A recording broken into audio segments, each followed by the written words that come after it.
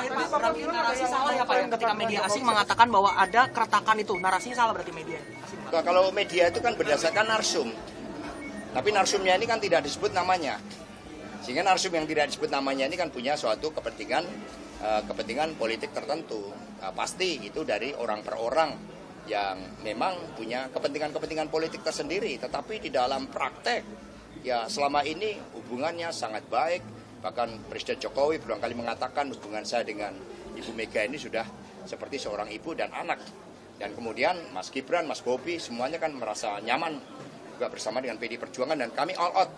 Misalnya terkait dengan berbagai persoalan pemerintahan yang berdiri di depan di dalam membela Presiden Jokowi, Haji Maruf Amin, itu adalah PDI Perjuangan.